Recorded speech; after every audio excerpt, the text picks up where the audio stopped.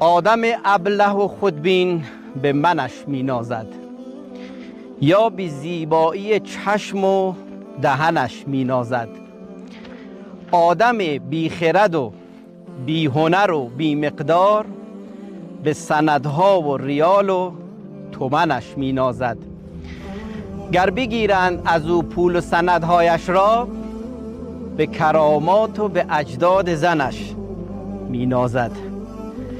کمی از هوش همین شخص اگر برداری، به قد و هیکل و زور بدنش می نازد. گر ز عقل و خردش باز کمی کم بکنی، به نوک دشنه و تیغ خفنش می نازد.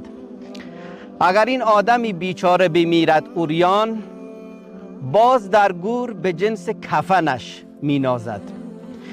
زندگی ناز ندارد که